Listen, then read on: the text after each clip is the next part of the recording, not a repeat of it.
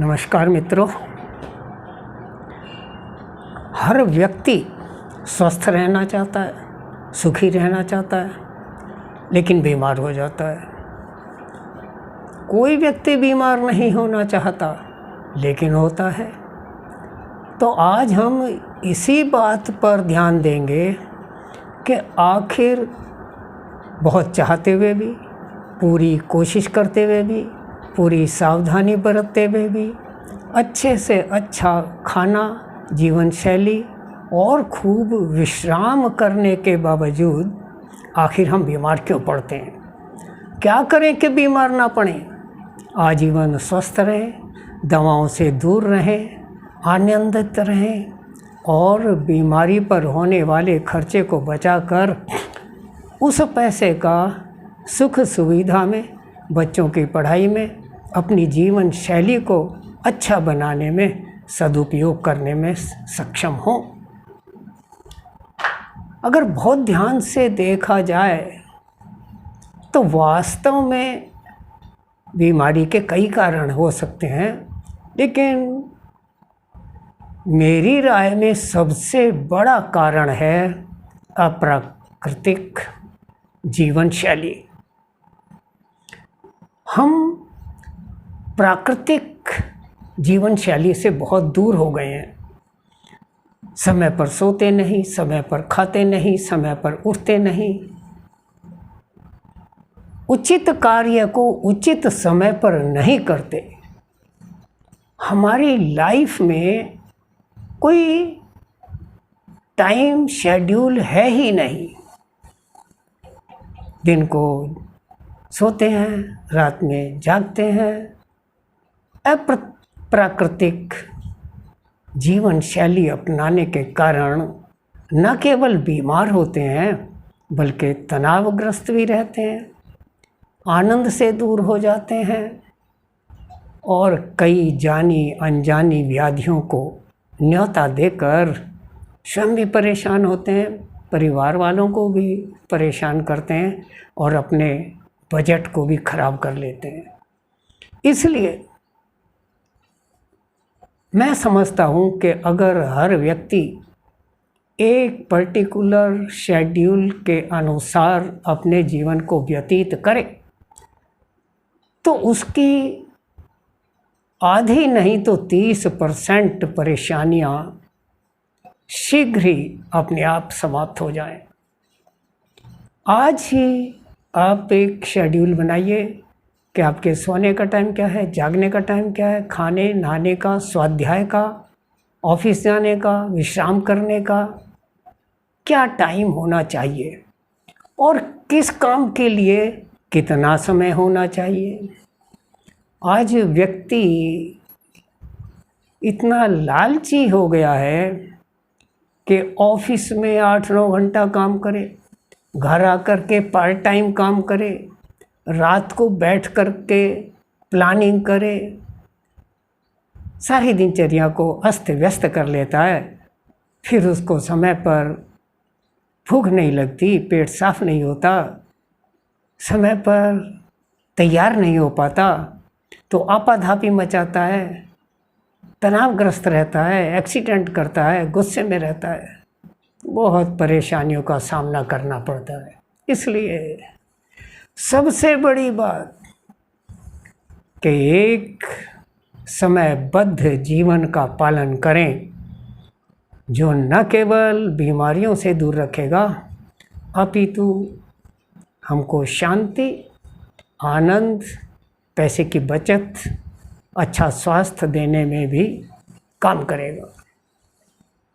दूसरी बात, प्राकृतिक भोजन करें। आज प्रायः लोग काम की आपाधापी में रेडीमेड कपड़े पहनते हैं, रेडीमेड खाना खाते हैं, फ्रिज में रखा हुआ, कोल्ड स्टोरेज का, बिना मौसम का। ये बहुत गलत है। ऐसा खाना खाएं जिसमें धूप, वायु, आकाश, अग्नि, इनका समान रूप से समावेश हो तो अवश्य ही हमको आनंद, शांति और आरोग्यता प्राप्त होगी। हमने अपने बच्चों की आदत इतनी ख़राब कर दी है कि उनको घर का खाना अच्छा ही नहीं लगता, बाज़ार से मंगवा कर खाते हैं। सभी महिलाएं बाहर काम नहीं करती, जो घर भी रहती हैं वो भी बाज़ार से मंगवा करके फिर बच्चों को खिलाती हैं, बीमारी मोल लेते हैं। या तो बच्चे कुपोषण का शिकार होते हैं या बहुत मोटे हो जाते हैं।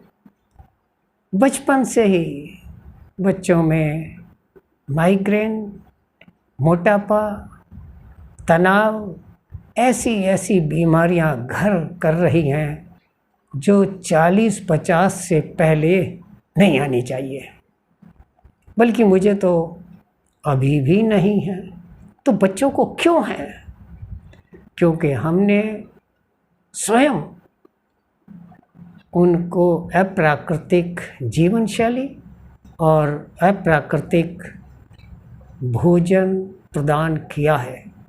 इसमें बहुत बड़ा हाथ हमारा ही है। भोजन का जहाँ तक सवाल है, उसमें अप्राकृतिक भोजन के अलावा उचित मात्रा पर भी हम कम ध्यान देते हैं। अधिक स्वाद लगा तो ज़रूरत से ज़्यादा खा गए। हमारी मर्जी के मुताबिक, हमारे स्वाद के मुताबिक अगर खाना नहीं है तो पूरा भोजन ही नहीं किया, भूखे रह गए। खाना खाने के साथ विपरीत भोजन करते हैं। खाना खाने के साथ चिल्ड वाटर पिएंगे, चाय पिएंगे, कॉफ़ी पिएंगे, कई तरह के कोल्ड ड्रिंक उनको पिएंगे, जो एकदम गलत है, अलग अलग बीमारियों को न्योता देता है, जेब पर भारी पड़ता है और देर सवेर अरुचि पैदा करके ऐसे असाध्य रोगों का कारण बनता है जिनके लिए फिर हम सारा जीवन लड़ते रहते हैं और उनसे मुक्त नहीं हो पाते। इसलिए समय पर खाने के साथ साथ उचित मात्रा में खाएं। 2 भोजन के समय उचित गैप रखें और भोजन के बारे में सबसे बड़ा सूत्र तो यह है कि सूर्योदय के बाद ही भोजन करें और सूर्यास्त तक ही भोजन करें। अगर बहुत आवश्यक है तो सूर्यास्त के बाद केवल लिक्विड लें। अगर किसी कारणवश दिन में भोजन नहीं कर पाए तब बहुत हल्का भोजन करें, जैसे दलिया है, खिचड़ी है, फल हैं जो सुपाच्य हों, आराम से पचने वाले हों, ज़्यादा प्रोटीन युक्त ना हो, मांस, मछली, अंडा ना हो, पनीर ना हो, दुष्पाच्य फल भी ना हो, तो शायद हम बीमारियों से बचकर अपने पेट को, अपनी आयु को, अपने मन को, अपनी जेब को सुरक्षित रखने में सफल हो सकते हैं। जलपान की जहाँ तक बात है, उसमें भी कई कमियां हैं। सबसे बढ़िया जल मिट्टी के बर्तन में रखा हुआ होता है। उसके अंदर कभी भी तापमान अधिक या कम नहीं होता, उसके अंदर मिनरल्स की कमी नहीं होती, वह स्वाद होता है और लगभग सभी लोगों को अनुकूल होता है। लेकिन आज मिट्टी के बर्तन का पानी शायद 1% लोग ही पीते हों, वे भी बैकवर्ड लोग या ग्रामीण लोग। अधिकतर लोग प्लास्टिक के बर्तनों में रखा हुआ पानी पीते हैं, जो कि जहर के समान है, उससे बचना चाहिए। अगर मिट्टी के बर्तन में रखा हुआ पानी नहीं पी सकते तो ताम्र पात्र में रखा हुआ पानी सर्वोत्तम है। ताम्र पात्र अगर सुलभ नहीं है तो एल्यूमिनियम के बर्तन में रखा हुआ पानी तो हरगिज नहीं पीना चाहिए। ताम्र पात्र के बाद कांसा, ब्रॉन्ज या कांच के बर्तन का रखा हुआ पानी भी पिया जा सकता है, लेकिन प्लास्टिक के बर्तन में रखे हुए पानी को जहर समझकर उससे ज़्यादा दूर ही रहना चाहिए। यही कल्याणकारी है। जहाँ तक पानी की मात्रा का सवाल है, प्रत्येक व्यक्ति को लगभग अपने भार का 5% पानी अवश्य पीना चाहिए। इसमें थोड़ा बहुत प्लस माइनस होता सकता है।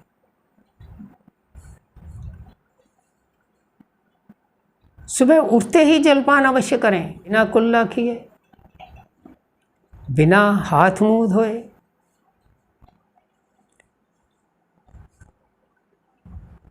और सुबह का जलपान कभी भी खड़े खड़े ना करें, बैठकर ही करें, तो आपकी सेहत के लिए बहुत अनुकूल होगा।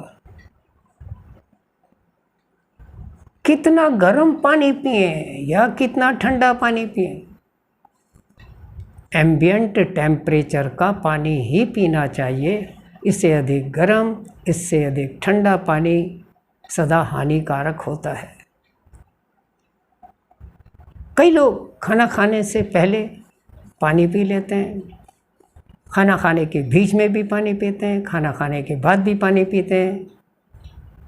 ये बहुत घातक है, हानिकारक है, बीमारियों को न्योता देने वाला है। खाना खाने से 40 मिनट पहले और 40 मिनट बाद तक पानी ना पिएं। खाना खाने के बाद 2-3 घूंट गर्म पानी पिया जा सकता है, या 2 प्रकार के भोजन के बीच 1-2 घूंट पानी पिया जा सकता है। लेकिन खाने के बीच में गिलास के गिलास खाली करने वाले व्यक्ति कभी सुखी नहीं रहते। खाना खाने के पश्चात तक लस्सी, छाछ पीना सर्वोत्तम है। अगर खाने के अंदर अधिक मिर्च मसाले नहीं हैं तो खाना खाने के बाद वो भी विशेष तौर पर रात को गर्म दूध पिया जा सकता है। प्रातःकाल हल्के नाश्ते के बाद दही को थोड़ा सा पानी डालकर, गुड़ डालकर पिया जा सकता है, या फलों का जूस भी पीना हितकर है।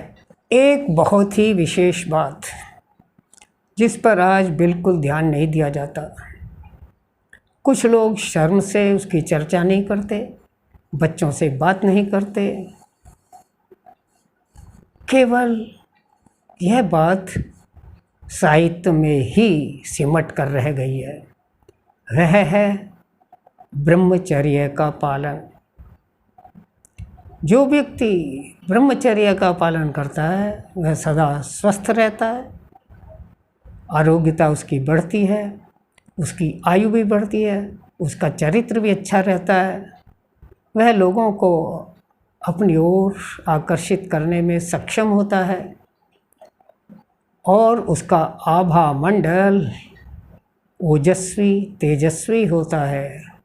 इसलिए ब्रह्मचर्य का पालन करना भी अत्यावश्यक है। ब्रह्मचर्य एक बहुत ही व्यापक विषय है। ब्रह्मचर्य शारीरिक रूप से, मानसिक रूप से, वाचिक रूप से अपनाया जाना चाहिए। केवल कोरी बातों से या शारीरिक रूप से ही ब्रह्मचर्य का पालन किया जाए, उससे भी पूरा लाभ अपेक्षित नहीं है। अर्थात आदमी को आध्यात्मिक होना चाहिए। सुबह शाम संध्या समय थोड़ा समय निकालकर भगवान का भजन करें, स्वाध्याय करें, और सबसे बढ़िया है कि ध्यान करें, अपनी सांसों को देखें, आनापान करें। क्योंकि ध्यान करने से न केवल मन शांत होता है, शुद्ध होता है, अपितु शरीर को विश्राम भी बहुत ज़्यादा मिलता है। जो विश्राम हम नींद में भी नहीं ले पाते, वह हमको ध्यान में सहज ही सुलभ हो जाता है। इसलिए ध्यान करने वाला व्यक्ति सदा सुखी और शांत होता है। उसको कभी बीपी ऊपर नीचे नहीं होता, उसको कभी हार्ट अटैक नहीं होता, वह कभी अल्पायु में कुसमय मौत का शिकार नहीं होता। इसलिए ध्यान का सहारा लें। ध्यान में पारंगत होने के लिए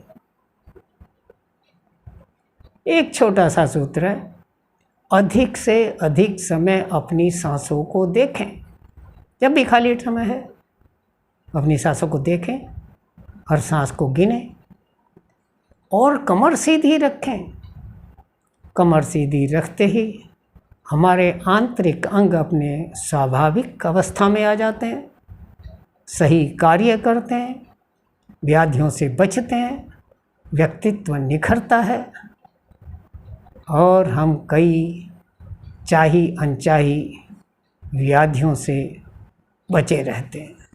हर काम को प्राकृतिक रूप से करने का अर्थ यह है कि हम मेहनत भी सही अनुपात में करें। भगवद गीता में एक श्लोक आता है, युक्ताहार विहारस्य युक्त चेष्टस्य कर्मसु युक्त स्वप्नावबोधस्य योगो भवति दुःखः। अर्थात हमारा आहार, व्यवहार, कर्म के प्रति चेष्टा, सोच विचार और शारीरिक श्रम तथा निद्रा, ध्यान सभी उपयुक्त मात्रा में होना चाहिए।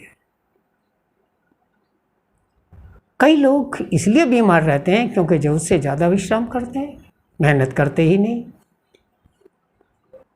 अगर मेहनत करते भी हैं तो मानसिक रूप से करते हैं, ज़्यादा सोचेंगे, ज़्यादा प्लानिंग करेंगे, लोगों को सुनाएंगे, लोगों को बताएंगे, कंसल्टेंट बनेंगे, दिन रात उसमें लगे रहेंगे, कंप्यूटर पर काम करेंगे, कमर टेढ़ी करके कमर में दर्द पाल लेंगे। उपयुक्त मेहनत करें। शारीरिक श्रम और मानसिक श्रम तथा वाचिक श्रम में भी एक उपयुक्त अनुपात होना चाहिए। कई लोग इतना बोलते हैं, बोलते ही रहते हैं, बिना आवश्यकता के बोलते हैं, किसी की सुनते नहीं, दूसरे का नंबर आने नहीं देता, बोले ही जाएंगे। कम बोलना चाहिए। बोलने से भी हमारी ऊर्जा नष्ट होती है। Energy conservation is must. ऊर्जा की बचत करने के लिए कम बोलना अत्यावश्यक है। देखें हम कितना बोलते हैं, हमको कितना बोलना चाहिए। अति का भला न बोलना, अति का भला न चुप, अति का भला न बरसना, अति का भला न धूप। जिस प्रकार न अधिक वर्षा न अधिक धूप अच्छी, उसी प्रकार न अधिक चुप रहना अच्छा। समय पर अवश्य बोलें, टू द पॉइंट बोलें, कम से कम बोलें, और यह ध्यान रखकर बोलें कि दूसरे लोग आपकी बातों में कितनी रुचि रखते हैं, सुनते हैं, या नहीं सुनते हैं, आवश्यकता से अधिक बोलने से भी बीमारियों को निमंत्रण मिलता है। इससे बचने की आवश्यकता है। अधिक मेहनत के काम रात को नहीं करने चाहिए। जो लोग शिफ्टों में ड्यूटी देते हैं उनकी आरोग्यता शनय शनय कम हो जाती है, इन्फेक्शन जल्दी हो जाता है, जल्दी बीमार पड़ जाते हैं। इसलिए दिन में खूब मेहनत करें, रात को विश्राम करें। लेकिन जिनके साथ मजबूरी है वो करें रात को, जीविकोपार्जन के लिए आवश्यक है, लेकिन उसकी क्षतिपूर्ति के लिए दिन में उपयुक्त विश्राम और ध्यान की तरफ पूरा ध्यान दें। उस तरफ लापरवाही अच्छी नहीं। जीवन में संतुलन होना अत्यावश्यक है। Balancing is always must. क्या बैलेंसिंग करें? खाने में, पीने में, काम में, मेहनत में, बोलने में, कमाने में, बचत में, खर्चे में, दान में, सेवा में, सब में संतुलन बना कर रखें। हम कितना ही कमा लें, साथ तो जाता नहीं। जितना अधिक कमाते हैं उतनी चिंता अधिक आती है। कमाई कम ना हो जाए उसकी चिंता हो जाती है। कोई लूट ना ले, घट ना जाए, दुनिया भर की चिंता हो जाती है। इसलिए कमाए भी, खर्च भी करें, दान भी दें, सेवा भी करें। हर समय कमाई, हर समय सेवा दोनों गलत है। उचित कमाई करें, उचित मेहनत करें, उचित दान करें, उचित सेवा करें, उचित रूप से अध्यात्म में लगकर धर्म के कार्यों में भी लगें, तो आपका जीवन एक सुगंधित फूल की तरह चारों तरफ के वातावरण को सुगंधित करके आपको बना देगा, जिस पर सभी लोग खींचे आएंगे, आपकी तारीफ करेंगे। आपके जाने के बाद भी आपके पद चिन्हों पर चलेंगे। यही जीवन है, यही जीवन जीने की कला है।